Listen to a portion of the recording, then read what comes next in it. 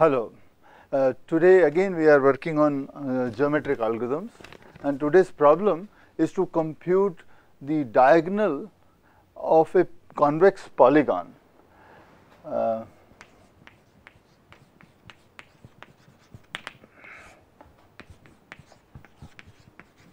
Compute a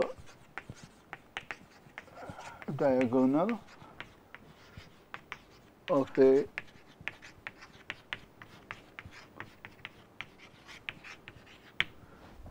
So, suppose we are given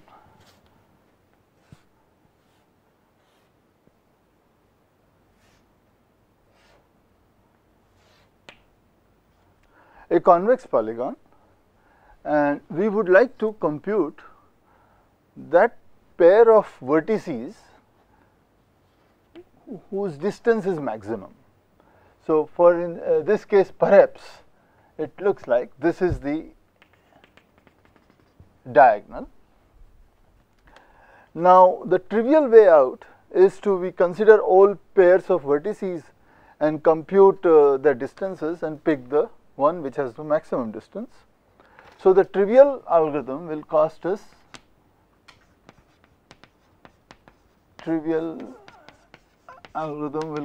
order n square, because it takes only constant amount of time to compute the distance of 2 points. We wish to do better than this.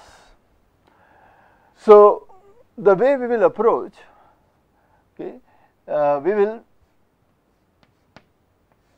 first try to compute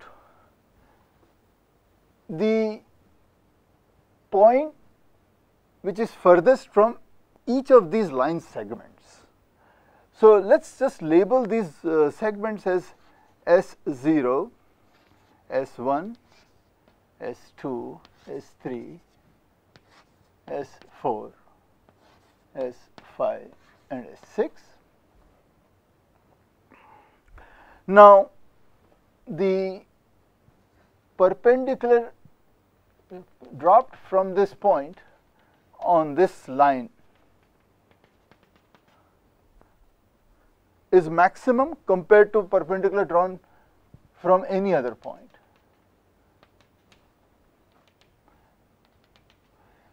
So, this is the point which we will call Q naught. Okay, we are going to also label these vertices. So, let us give them label P0, P1, P2, P3, 4, P5 and P6. And this P3 is also my Q naught. The point has maximum distance from segment S naught.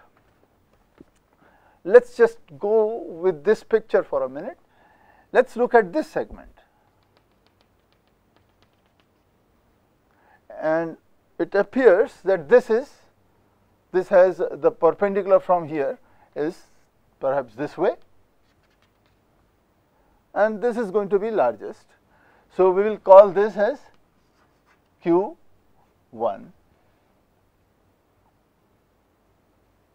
Perpendicular from this will be farthest, will be the longest from the segment S2. So, this will be Q2.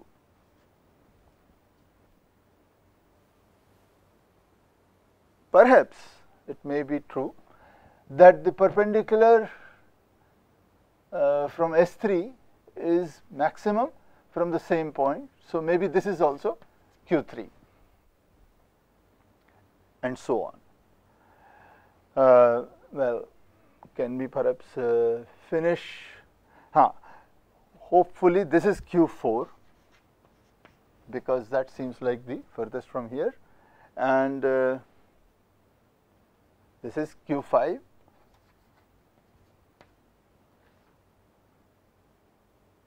And perhaps this is Q6. All right.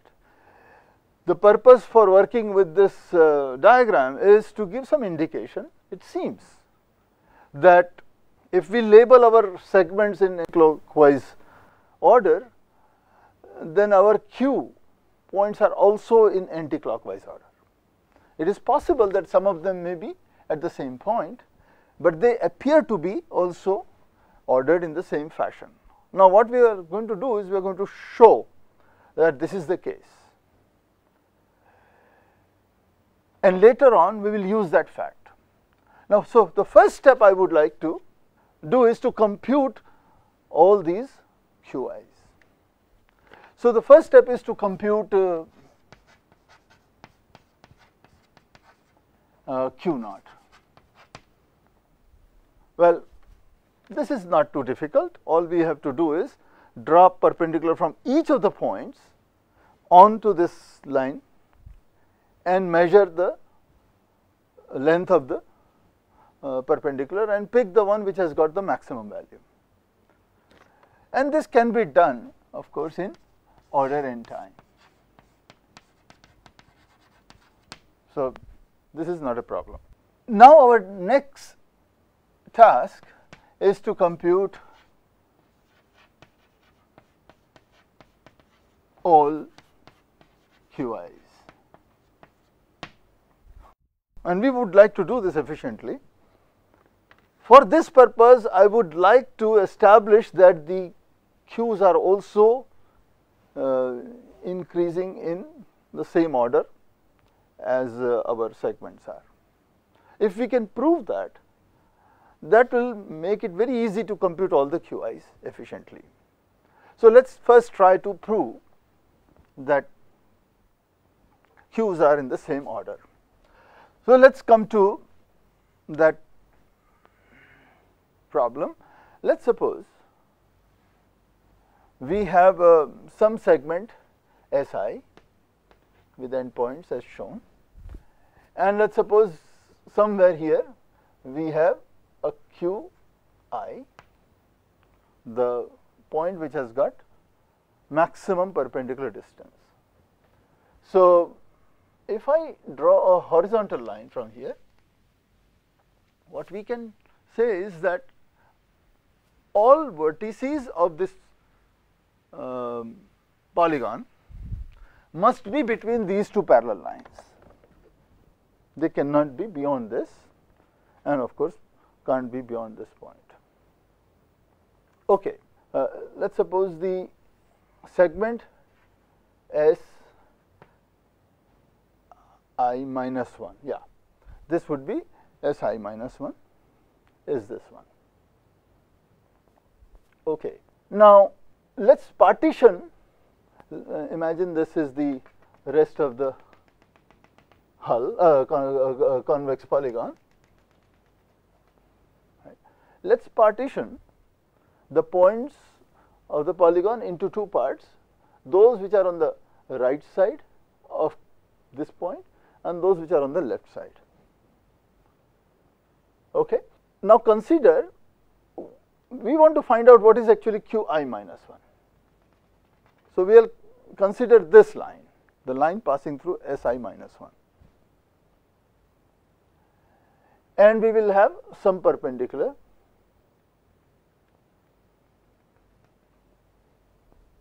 Now, it does not have to be at the same point, say this is the perpendicular. Now, what we notice is that the entire set of points of the right side of the polygon are below this horizontal line. So, there any point here when you draw the perpendicular cannot be greater than this, because this is coming closer to this line. Okay, that is to say, the horizontal line and this line are coming closer as we approach this side. So, the perpendicular from here will only give a value less than this value. Hence, Qi minus 1 cannot be on this side of the polygon. It has to be either same point as this or on this side. So, what we conclude is that our Qi minus 1 is anywhere from this point on this or further on this side.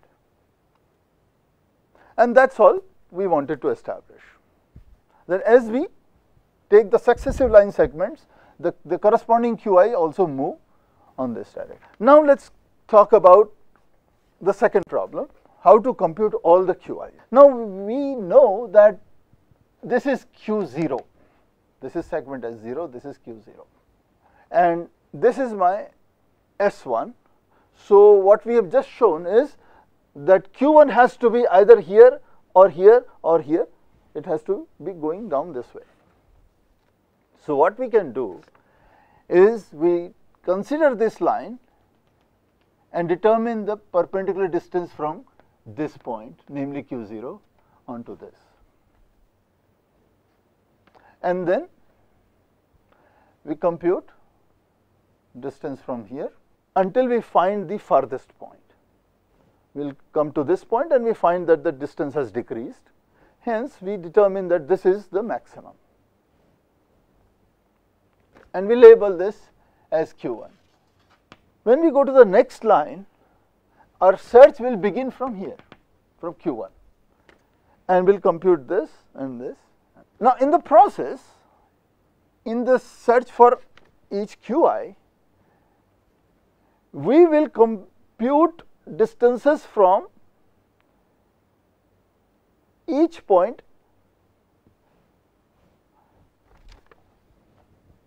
starting from the previous Qi. So, if we have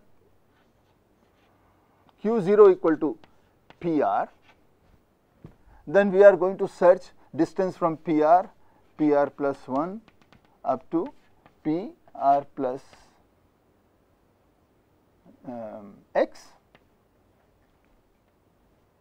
PR plus X plus 1, while this would be Q1, because we have to go one further point and then determine that this is the point which we are looking for. In the second pass, we will start search from here and proceed.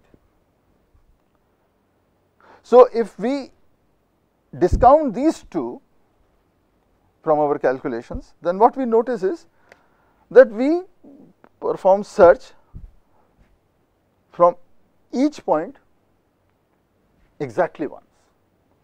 If we discount these two computations, then we do exact search from each point exactly once. And we are going to do n such searches, so there will be 2 more searches per search. So, the entire computations will cost us n plus 2n, which is order n. Okay.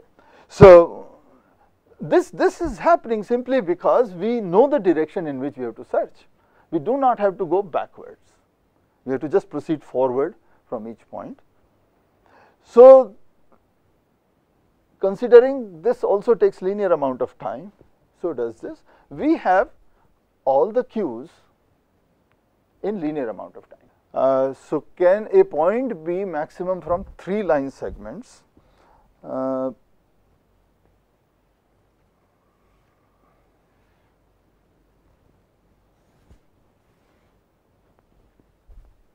So, this is maximum from this, this and this, all the 3. So, it is possible. Here maybe it's not 2, maybe 3. No, you do not have to do that. The thing is that you just start from the previous point and you will find that the next one itself is decreasing. Then you will conclude that this is also Q2. Then for Q3, you will again start from here and go to this and you find again it is less than this. So, this is also Q3. So, it does not matter how many Qs are concentrated on the same point, but you will have to do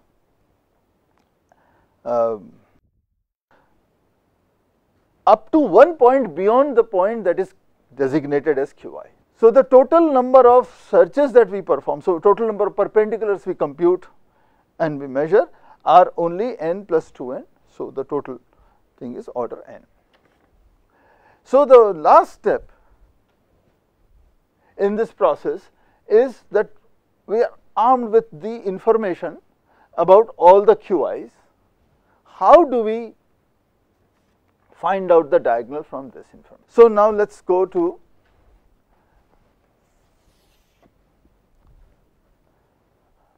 a generic problem where we have a some convex polygon in which the diagonal is this line where we have Pi here and Pj there. And of course, the rest of the convex polygon is here. Now, one thing we can do is we draw a perpendicular to this line segment, and over here we will do the same thing. We have segment here as well. Well, it does not look terribly well. Maybe I should just draw again. Here is a perpendicular line to this segment, and we assume that this is the diagonal. So, this is the farthest pair of vertices of the polygon. Now, there are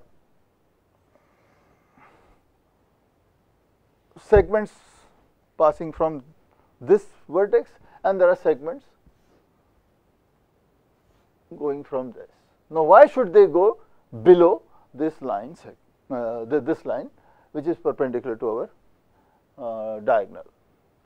The reason is, if this line, this side of the polygon were parallel to this or further away from this, then our distance to the next vertex, that is this vertex which is Pj minus 1, would have been farther from Pi than what Pj is. So, it is not possible. By our assumption, this is the diagonal. So, this has to be an angle strictly greater than 0, strictly larger than 0. This is inside the segment. By the same token, all these angles must be greater than 0. Every one of them is greater than 0.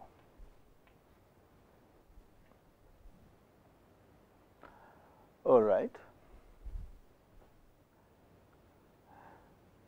Now, let us suppose, so based on the labeling we have done, say this is Si minus 1 and this is Si.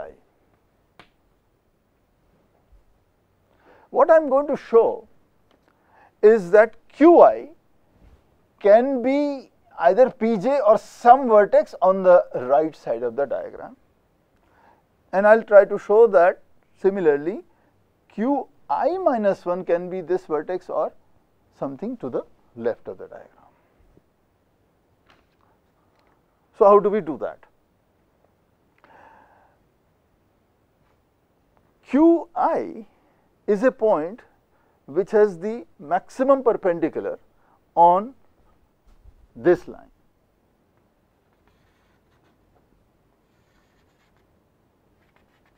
The line passing through the segment Si.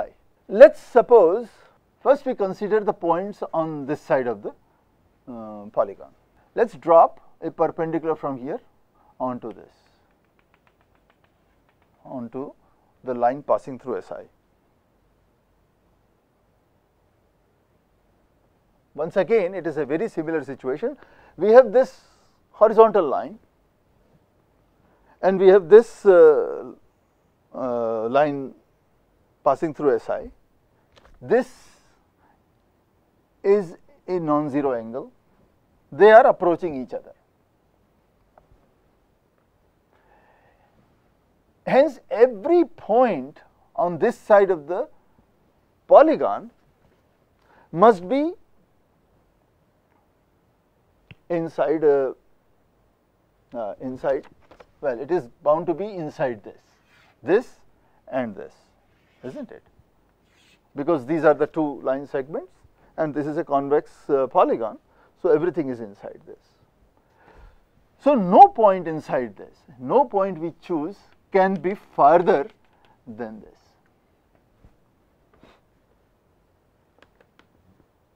So if we had to choose only from this part of the polygon, this is of course the farthest point. So Qi can be either a point, namely Pj, or it could be something on this side. So we conclude that Qi is from here onward somewhere. Because of the symmetry of the picture, by the same token, Qi minus 1, I minus 1 has to be either this vertex or something on this side of the picture. In other words, the two Q's are split around this. Both could be of course here, that is a possibility. Now this gives us a very easy way to determine the diagonal. So now we have third step. Step 3 is to compute the diagonal from Qi's. So we have, let's say, this is the picture.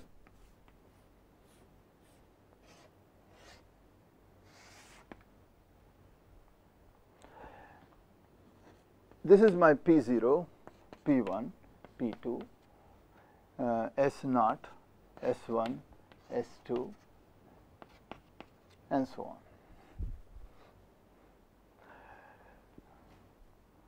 Let's consider first P0 and consider these two line segments. We already know our Q's. So this may be Q0, this may be Q1, maybe this is also Q2, maybe this is Q3, and so on. And this is how it goes. We will consider, this is Sn minus 1, so we will consider Q0 and Qn minus 1 somewhere here. So this is say Q0, maybe this is also, well, just for the sake of drawing a picture here, let's say this is my Qn minus 1. They could be of course at the same point. So we know that if the diagonal passes through P0, then the other side of the diagonal must be any vertex from here to here. Because what we have just shown is that if this was the other vertex of the diagonal, well, in the picture it looks like more of a candidate, but that is not the point. If this was the other side, then what we notice is both Q0 and Qn minus 1 are on the same side, which is not allowed. So it better be the case that the other side is either this or this. So we will just compute the distance from P0 to Q0 and P0 to Q1 and find the larger of the two. We will continue to do the same thing. Then we will do the same thing from P1. We will compute the distance from P1 to Q0 and every successive vertex until we reach Q1, because we have the two segments are S0 and S1. So the corresponding span will be Q0 to Q1. Then from Q1 to Q2, all the vertices, we will measure the distances from P2. We will continue to do that. So the picture is, we have this, we have a P0, P1, P2, P3, and so on, P4, maybe P5, P6, and we'll go from Qn minus 1 to Q0, from Qn minus 1 to Q0. There could be several vertices in this range. We will compute their distances from P naught. Then we will measure from Q naught to Q1. This is Q0 to whatever, maybe several vertices in between Q1. Then we will measure distances from Q1 to Q2. Their distances, all these vertices will be computed from P2 and so on, and pick the largest, because the diagonal has to be the largest of all. And we know one of these pairs is the diagonal. How many computations are we doing here? Notice that if there are, once again what we are doing is, if we start from this end, go to Q naught, then again we are starting from Q naught and go to Q1, then we are going from Q1 to Q2. So at most same vertex is computed twice. Hence the entire task should take order 2n, which is of course order n. Hence the entire algorithm, time complexity of the algorithm,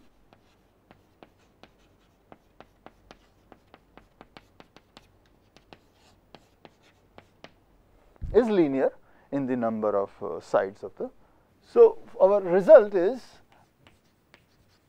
theorem is that the diagonal of a convex polygon can be computed in linear time.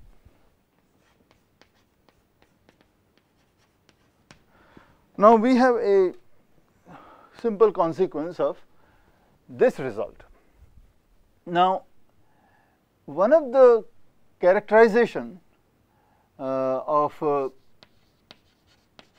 convex hull of a set of points is that let P be a set of planar points.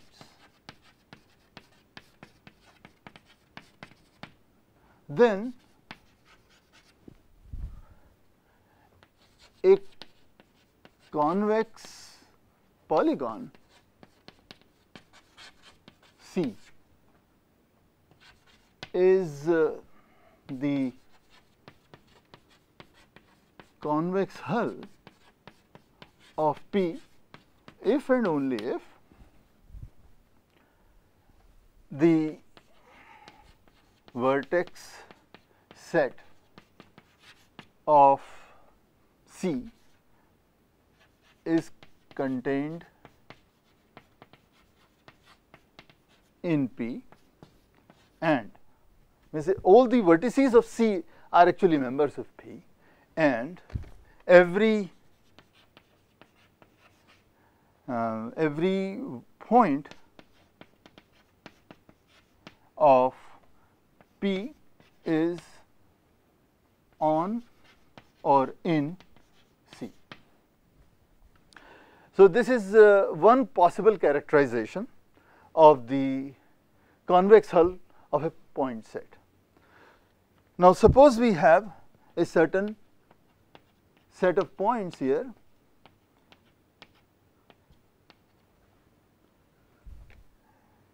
and we want to find out a pair of points which are farthest from each other. So suppose we compute the convex hull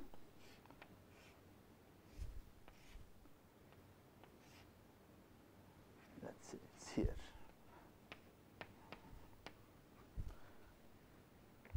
And that, let's suppose we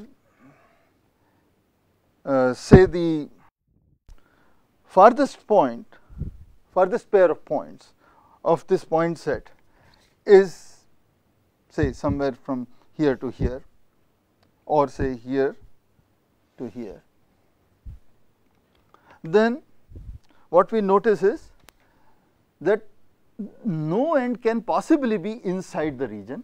The reason is that we can always extend it, and we can find a longer line which ends in the 2 points on the hull somewhere, even if it is not the vertex. We can always extend this. So, we can always show there is a line segment which is longer than such a segment or such a segment, and ends on the 2 points on the hull. Then one can also show that this line segment, when we move this point to this or to this, in one of the sides it will increase, or at best it will remain equal. So, let us say this is larger, and by the same token, when we move this to this side or this side, in one of the sides it will further increase. So, thing is that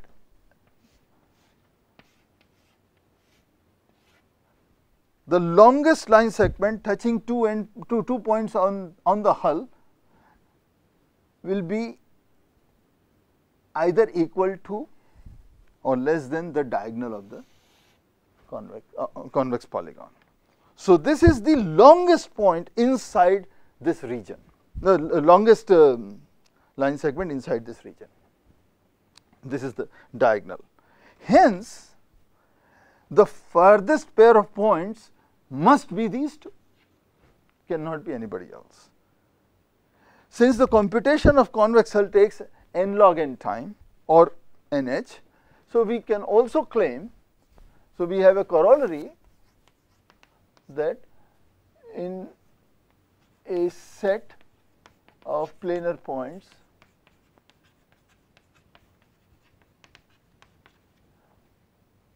of farthest pair can be computed in order n log n time. So, solution is, first compute the convex hull C, and 2 compute its diagonal. This takes order n log n time, and this takes order n time, and that will be the answer of the problem of computing farthest pair of points from a set of points. Now, in the remaining time we are going to address another problem of similar nature. This time I want to compute a pair of nearest points from a set of planar points. So, in compute, let us say compute a pair of nearest points from a set P of planar points.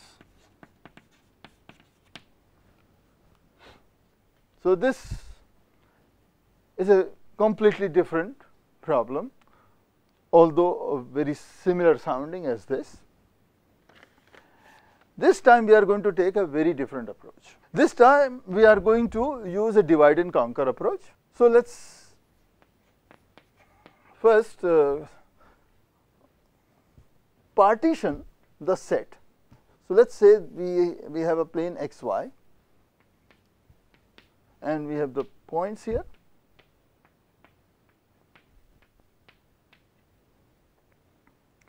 Then determine a coordinate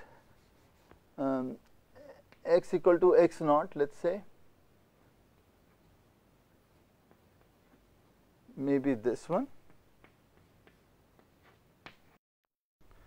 which may pass through more than one point, but the idea is that we split the point set into almost equal parts. So, we will split it into set A and B such that size of A is equal to P by 2 floor, mod of P by 2 floor, and size of B is mod of P by 2 ceiling. That we can do. Now, notice that such a situation may arise that you have several points on this. So, you may have to assign some of them this side and some you should may need to put on the other side. That does not bother us. So, we begin with, so maybe you have actually a partition like this, but we make almost exact division of the set of points. Our step 2 will be to inductively compute a pair of minimum separation on this set, and similarly we solve the same problem on this set. So, our algorithm goes as follows. First,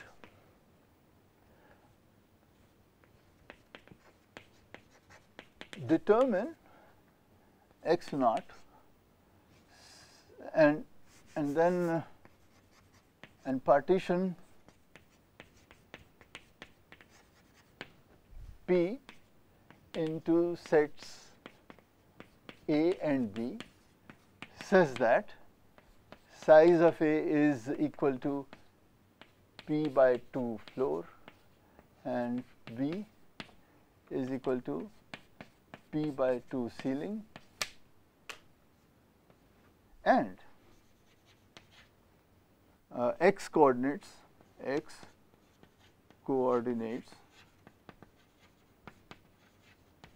of A points are less than or equal to x naught, and x coordinates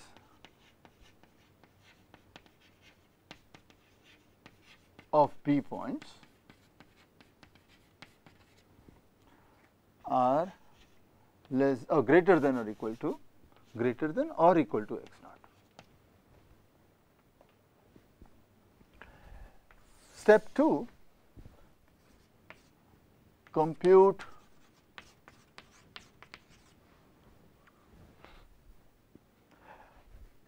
although we can actually compute the actual pairs, but for simplicity I am just assuming we are computing only the distance between the nearest pair of points. So, we compute the minimum distance delta 1 minimum distance among A points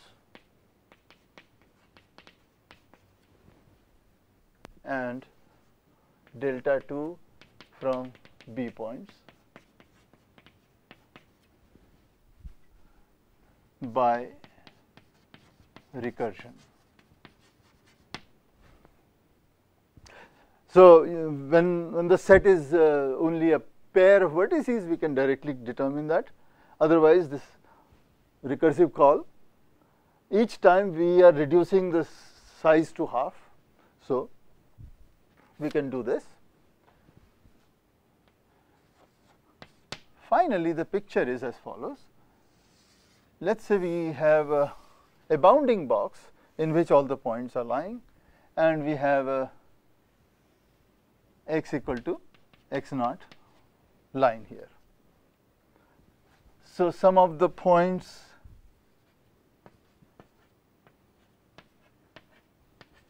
of set A are these, and the set B points are, let us say, are here. Now, the minimum distance pair in this entire set P is either the pair corresponding to delta 1 or delta 2, or the pair is made up of one point from set A and one point from set B. Now notice that if I draw, okay, so let us say let delta be minimum of the two, min of delta 1 and delta 2. Hence, the pairwise distances of set A is no less than delta, and similarly here. So now suppose I draw parallel lines to x equal to x naught with distance delta from the middle line.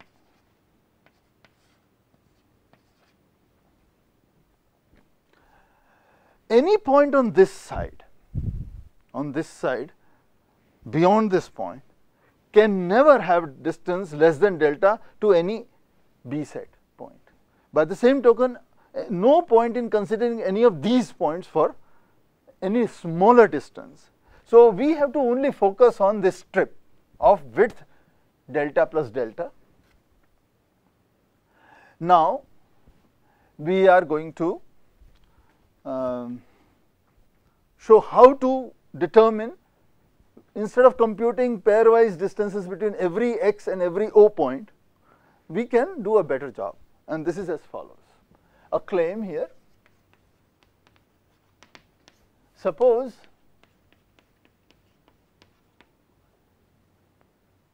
a set of points have distances greater than or equal to delta, then there cannot be more than 4 points in a box of size delta by delta. So suppose you have a box of size delta, a square of size delta, and all points, we are given set of points,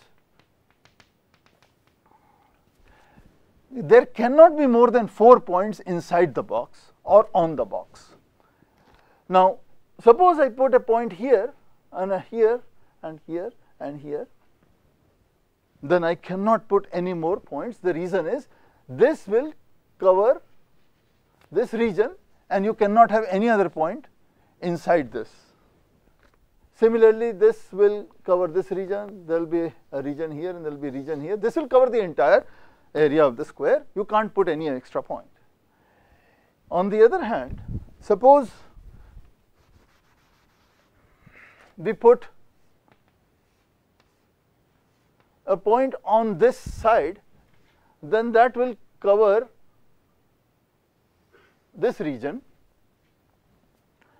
Now if I put a point, this point, that will cover this region, I will be able to put one more point, but I cannot put more because this covers the whole thing and this point will cover this region, that will cover the entire space of the square.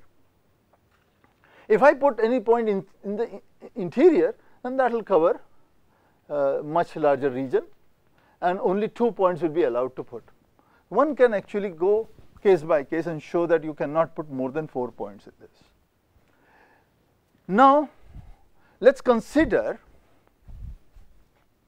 some region like this, where this is of size delta as well.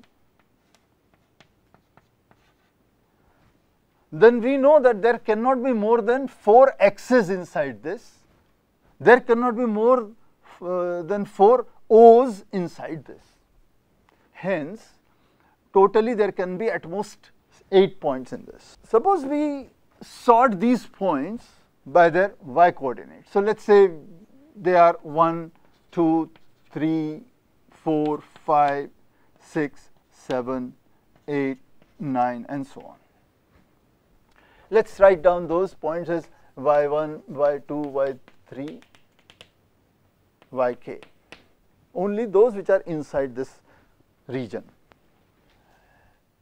Now we notice that if we look at some yi and we just look at the points below yi which can be at distance delta or less, my claim is no more than next 7 points, that is starting from yi, at most yi plus 7, only these many points can be within the delta distance from that point.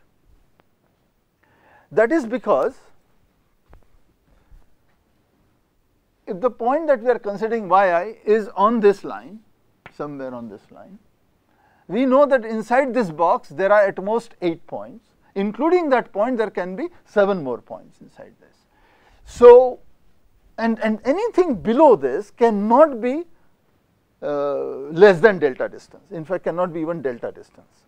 So, if I really care to find out what potentially what points can be at distance delta or less than delta, we need to only consider up to yi plus 7. So, starting from y1, we will only compare its distance up to y8, and then from y2 we will go up to y9 and so on. Hence, we will have to, in addition to the initial 2 computations of delta 1 and delta 2, we will have to compute in step 3 totally 7 into k computations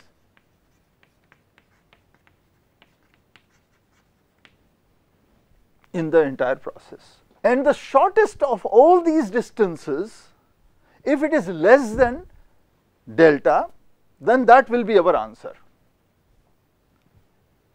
If none of these is less than delta, then we already have delta as our minimum distance, so that will be the answer. So, in step 3 we are now finding the distances across the 2 sets in this fashion. Now, notice that this costs us at most order n. The reason is k cannot exceed n, and n is of course mod p. So, let me go ahead and assume that n is mod p.